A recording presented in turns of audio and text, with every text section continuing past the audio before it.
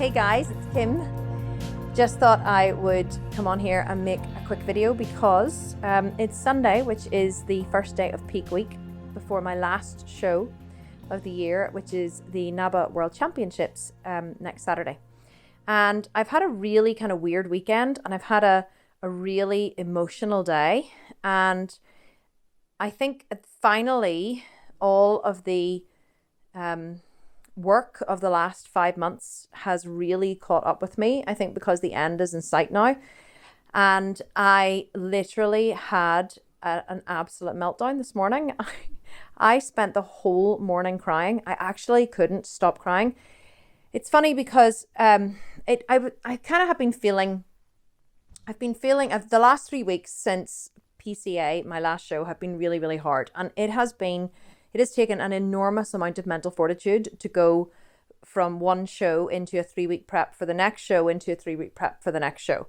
Because, after every show, I've always known that there's another show looming. So I've never, even though you eat and you take a full day rest after the show and you eat loads of food, like every time I was eating something, like I was eating, my eating day, I was eating ice cream, or any time you put anything in your mouth that isn't moving you towards your goal of being really, really lean for stage, you feel guilty. Like you have this feeling of guilt that just pervades you, and always this little voice in the back of your mind whispering, oh, are you going to be lean enough? Are you going to be lean enough? And I think that is the hardest part about prepping. Is it's not even the work. Yes, you are physically, emotionally, mentally, drained after such a long period of dieting and training, but more than the work, it's never ever being able to switch off in your mind from that deadline that's looming, which is standing on stage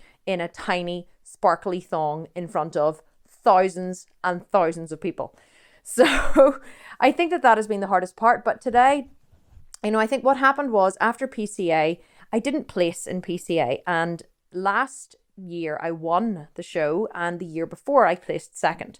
So I was really, really surprised not to win this year, but I know exactly what I did wrong. For those of you who don't know the story, I have been actually realized too late that I'm far too muscular for bikini this year. I kind of thought that I might have been verging on being too muscular, but the bikini is getting skinnier and skinnier and skinnier, in my personal opinion. And whereas I probably wouldn't have looked out of place, whenever bikini first came in, 6, 7, 8 years ago, 8 years ago, I think it was, or 9 years ago, I definitely am beginning to look out of place now. So, but I didn't want to move up into toned figure. I enjoyed bikini, so I decided to stay in bikini and just not to get so lean. But in the first show that I competed in, which I won, which qualified me for the World Championships, I hadn't, I was nearly moved up a category. So I hadn't come in really super lean, but I was nearly moved up a category for being too muscly, even though I went on to win the show.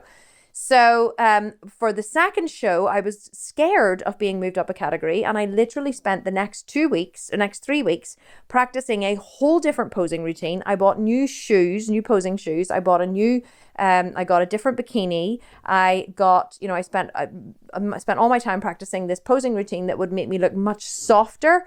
And then I stood up on stage and I tried not to be noticed. So I basically went into the show trying not to be noticed, because I thought that they were gonna just compare us in the first round, and if they just were moving up to the next category, and once the show proceeded, and once I knew I was definitely staying in bikini and they weren't moving me up, I was gonna turn it on and I was gonna show them what I was made of. Unfortunately, I completely misjudged it, and the judging was done the minute we walked on stage. And I didn't realize, it's never done like that in a show. You always do your individual walks first and the judging's done afterwards. So I stood there trying not to be noticed. I succeeded in not being noticed. But then whenever I looked back at the pictures afterwards, even if they had have noticed me, I wouldn't have placed me, because the poses that I was doing did not suit my body. I was trying to pose soft. I wasn't really, making everything pop in the way that I normally would on stage. And I really just wasn't me on stage. So I learned a massive lesson in that never ever be ashamed of who you are. Never be ashamed of what you've built. Never try to be anything other than yourself, because trying to be something other than yourself will always backfire on you. And if you are not what they're looking for, then that's totally okay. You just have to accept that. But It's always better to go on and be yourself and be what they're not looking for than to try to be someone else, because that's extremely hard to replicate, you know? So it was good that I didn't place, because it really gave me a massive wake up call for this next show, which is just to go back to the Kim that I am, the Kim that, you know I can be, and just go out there to win the show. So in a way, it was really good that I didn't place, because it taught me a massive lesson. And it was a really valuable lesson to learn. But unfortunately, the downside is that it knocked my confidence so badly. And because I normally, you know, I am so confident, and I never suffer from, you know, lack of confidence or not knowing what to do or feeling nervous before going on stage. But it knocked my confidence so badly. And what happened last night was I went up to the gym. I dropped the kids off to the cinema, and then I went to the gym to do some posing practice. And I posed and posed and posed, and I just looked at myself in the mirror and I thought, I just feel fat. Now, let me just preface this by saying, I know in my mind I am not fat, okay? I don't suffer from any kind of eating disorder. I don't suffer from any body dysmorphia. I use fat lightly, okay? To be stage lean requires you to look really, really horrendous in real life to look really amazing on stage. You know, you look amazing on stage. In real life, people are wondering if you're ill because you just look emaciated and you have all these veins out in the sides of your head, and it's terrible. But, and I just looked in the mirror and I thought, I am not conditioned. I am not conditioned. And, you know, I was definitely leaner last year, and this was all playing in my mind. But then Mark didn't want me to lean this year, because then I would have been moved up a category.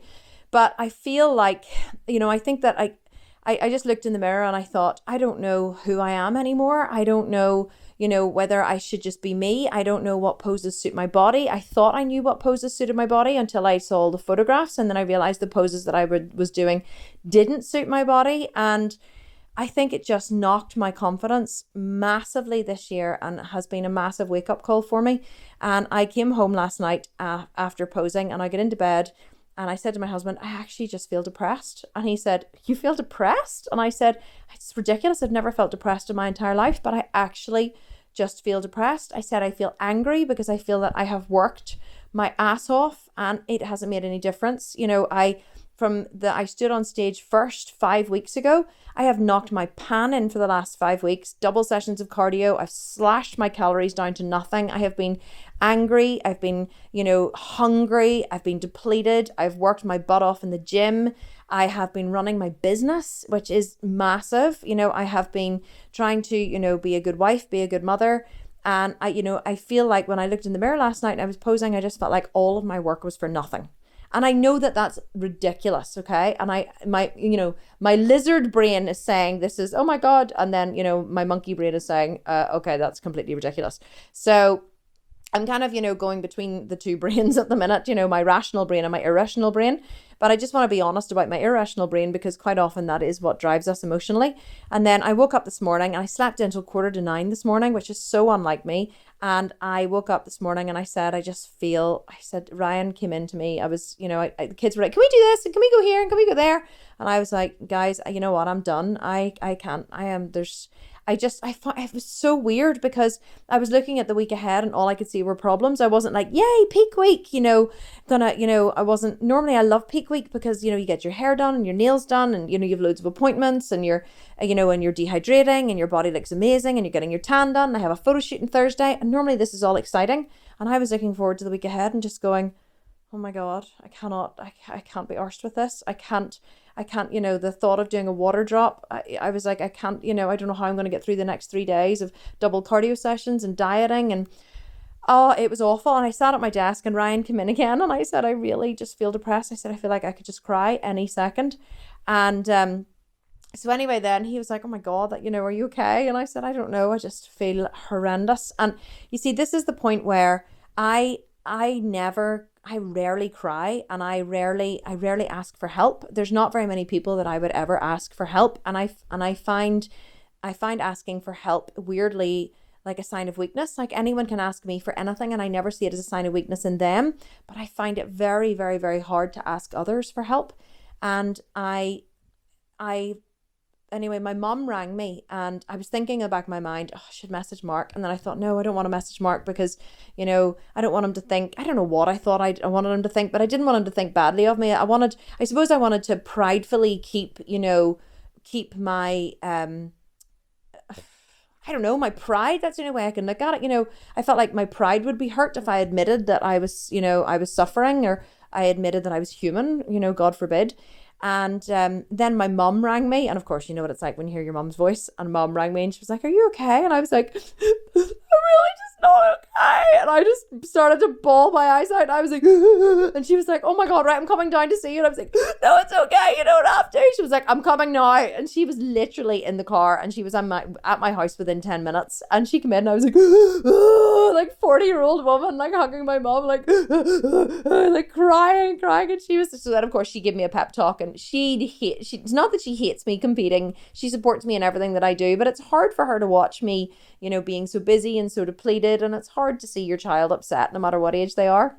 And so she tried to give me a bit of a pep talk, and but she, she was like, well, what if you just don't do the show? And I was like, I really was considering not doing the show. And just before she had come, just before she came, I messaged Mark, and I said to Mark, I messaged him, and I was like, "Mark, I'm really having a shitty day." I said, "I literally have spent the whole morning crying, and I said, I feel like crap. I said, I feel like I'm not conditioned. I feel like I'm, like I don't know truly if I'm going to do the show. I cannot stand on that stage and make a dick of myself." I said, "I will not stand up there if I don't feel like I'm conditioned enough." And I said, "There's nothing more I can do." And I think this is the hard part. I felt like there's nothing more I can do. Like I can't work any harder. I can't eat any less. I can't do anything differently. Like I'm a week out from the show, and there's nothing I'm going to do now to change things. And I just was feeling like I had worked so hard and I hadn't come in lean enough. So, and he messaged straight back, and he was like, "I'll call you in half an hour." And I was like, no, don't call me because my mum's coming down. But he didn't care. He called me anyway. And so mum was here, and then Mark called me, and he gave me such a massive pep talk. I mean, in not a kick up the arse way, a bit of a kick up the arse, but also just like, "Kim, you are running a massive business. You have so many people dependent on you. You have, you're trying to look after your family. You're trying to, do all this." He said, and on top of this, he said, "You're doing, 3 hours exercise every day. You're on, 1,200 calories at the minute." He said, "Your body is depleted. You're emotionally depleted. You're physically depleted. You're mentally depleted." He said, "You're absolutely done." And he said, "I can't believe that you've lasted this long without having a meltdown." I mean, and it is true, practically every single athlete at some point has a meltdown. Every single athlete in my program, my 12-month program, when they're on their shred, they all have a mini meltdown, and they reach out to me, and I say to them, because I remember the first time I ever had a mini meltdown, it was actually last year whenever I was prepping, and I remember calling Curtis, my coach at the time, and I was like, "Curtis, I was just like, I'm such a shitty mother at the minute. Like I said, I'm like a bloody woman with PMT, permanent PMT. I said, I never see my kids. I said, I'm so, crap, and I'm, and I said, I'm so hungry all the time. I think about food. I dream about food. I said, I can't, and he was like, I'll never forget. He said to me, "Kim," he said, "what you're doing," he said, "nobody understands except another athlete who's been through it. Nobody who hasn't been through a bikini show or a bodybuilding show, or not even bikini, but just a bodybuilding show, the prep to get stage lean. Nobody understands what that's like except another person who's done it." And he was like, "You need to go and have a massive, massive refeed meal. Have a couple of beers if you fancy a beer." And I was like, "I'm not going to drink beer." He was like, have 2 beers. Go and have, massive vegan ice cream. Spend the day with your family and take the day off." He said, "Mentally, physically, rest." He said, "You need it." And I'll never forget those words, because I thought he was going to tell me just to pull up my big girl pants and get on with it. But just like having that empathy from him was something I never forgot. And so anytime my athletes come to me and they're struggling, I say to them, "This is the hardest job in the world. Nobody understands what it's like except another athlete. And I totally know what you're going through." And so today, Mark, that's kind of what I expected him to say. And that's exactly what he said. He was like, "Kim, you're done." He said, "You have struggled." He said, "You've conquered." He said, "You're nearly at the end. You've done 3 shows back to back, which is no mean feat." He said, "You've done 2 peak weeks. You're doing another peak week, dehydrating and everything." He said, "Your body is fighting with every ounce of strength that it's got to get you to eat, rest, and stop what you're doing. It's fighting you back." He said, "And you're just having, you need a massive emotional out, release. He said, so it's really good that you've had a cry. And I have to say, after I'd had a cry, I felt much better. But so speaking to Mark really made a massive difference. I really felt after I'd spoken to him that I felt better. I felt lighter. I felt more refreshed. He shared a story with me about a time, when he had really, really struggled before the Worlds, and he's, he was a bit of an emotional mess too, and it really made him, it just made me realize that, it's okay. I'm not alone. It's okay to go through, to admit that you're not human. I like to think that I'm not human. I really do. I like to think that I'm Superwoman, and I just take it on and take it on and take it on. But see, with doing, a massive De-Yoga Talks launch in the middle of all of this, and then having the pressures of running the business, and, we had a hard couple of months in the business, and I took on a lot of new hires, a lot of new staff, which has required me to, to juggle a lot. And then one of my key members of staff moved on from the company, and that made a massive dent in the company, and I had to cope with that too. And then in between all that, I'm trying to fit in 2 hours cardio and 1 hour's training, 6 days a week, and also just the guilt of never seeing my kids. I mean, I do see them because I homeschool them. I see them every single day, but you always feel like you're not doing enough. You always feel like you're not enough. You're not giving enough. You're not doing enough. You're not lean enough. Your posing isn't good enough. I just think that bodybuilders, especially, we're a weird breed, and we're total perfectionists, and we'll never be happy. I remember hearing Jay Cutler, who's a Mr. Olympia, several times Mr. Olympia, in the heavyweight category, saying, that bodybuilders are slightly insane. He said you have to have a slight dose of insanity, or, be slightly insane to do what we do. And I remember laughing and saying, what, you actually do, because truly no one understands what it's like unless you've been through it. Unless you've had that goal, that standing on stage goal looming, when you have to be stage lean. All everybody sees is you standing up there all white, white teeth and a sparkly bikini with a great tan and, and lovely shiny hair. And truly, it absolutely and utterly betrays what actually goes into getting up there. It betrays everything. All people see are the perfect body and the perfect teeth and the perfect smile.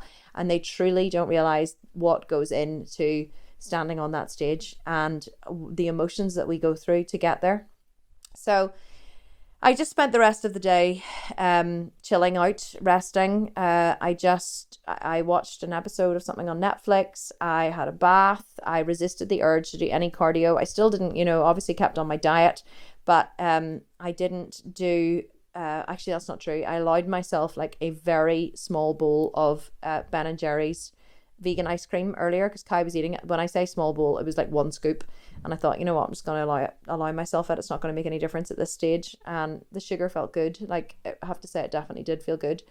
So what's next? Well, I messaged Mark at like 3 p.m. I was like, I haven't drunk any water today. I was supposed to be on a water drop. He was like, don't worry, start tomorrow, you'll be fine. But I actually managed to put away 4 litres of water between 4 p.m. and it's now 9:30.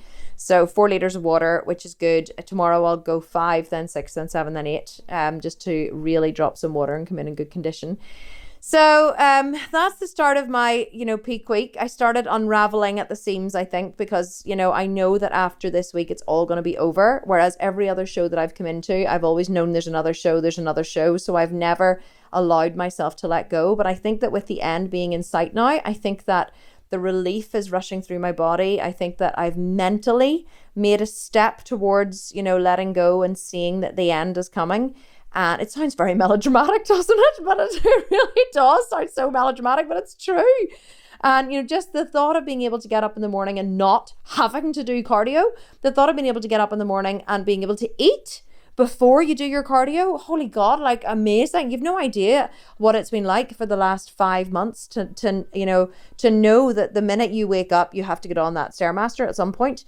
It's been crazy. And then every night you have to get on the Stairmaster again before you go to bed, no matter, it's with, and then you're like, you come home from the gym, it's always looming, you come home from the gym at 5 and you're like, well, I just get on the Stairmaster now and just get it like over and done with, or will I wait till later? But if you put it off till later, then it's going to be harder to get it done. And it's the mental fortitude that it takes to constantly be, to doing the hard thing. And on top of that, on so few calories, you can't even comfort yourself with food, which is what we normally do. We can comfort ourselves with, they say there's 3 things that stimulate the pleasure centers of the brain: eating, learning, and sex, right? So yes, of course you can have plenty of sex, especially when you have a very hot husband like mine. Probably too much information, but true. But you can't eat, obviously, and learning feels good, but like it is one of the things that stimulates the pleasure centers of the brain, and it is how we feel better. We feel better whenever we comfort ourselves, basically. So whenever you take that away, you're just constantly doing the hard thing and never getting to comfort yourself. But one thing I do know is that after this weekend, life is going to seem so sweet. I mean, you can't appreciate the good times in life without the bad. And everything that I have gone through has been self-inflicted. And that's what I have to keep reminding myself. I am choosing this. There's no one is forcing this upon me. I don't have some kind of dreaded cancer or illness or disease. I don't have something that is, like that's debilitating. I don't have like months to live. There are people in the world with real problems, and I am not one of them. Like a massively successful multi-million-dollar business, plus, a body that most 20-year-olds would die for, an amazing husband, 4 homeschooled kids. Like, people would be like, you have nothing to whinge about, Kim. And truly, I know how insane it sounds to sit here and complain. I have nothing to complain about, which I suppose is why I find it really hard to do these videos, because I know that I have nothing to complain about, and I don't want it to seem like I'm complaining, because I'm not, because I truly know how blessed I am. But I also think it is important for you guys to see the other side of me, which is I'm not always, smiling and happy and whatever. Most of the time I am. 99.999% of the time I am smiling, happy, energetic. I have great state control. I can transition out of feeling bad into feeling good. I can, I don't suffer. I'm very at cause. I take, responsibility for my emotions and my choices. I don't blame people. But then sometimes I just get like I got today, which is I have a massive buildup of emotion in me, and I need to let it go. And I have to accept that that is okay, and that crying is okay, and feeling emotional is okay, and just choose to let it go. So thank you so much for listening. I'm sorry that I went on for so long, but I think that it was worth saying. And I would love to know your thoughts in the comments. I would really want to know, like, do you have something that, you're really struggling with? Do you have something hard in your life? Is it something that is self-imposed, or is it something that has been imposed upon you that you're having to deal with? I don't have any experience with like autoimmune diseases, but I know there's a lot of people who follow me who have some kind of, medical issue or autoimmune disease or something going on, and my heart goes out to you. I don't know how you cope with those things on a day and daily basis. So anyway, share with me in the comments, share with me what you're struggling with, because I really love reading the comments, and I really love getting to know you guys better. And I think that sometimes, just offloading it to someone else really makes a big difference, especially someone who understands. And I can promise you, I do understand. I don't maybe understand your exact condition or what you're going through, but I do understand pain, and I do understand, getting up every day and having to do the hard thing. So if you want to share it with me in the comments, I would love to read it. Thank you so much for listening, and thank you so much for watching, and I will speak to you soon. Bye-bye.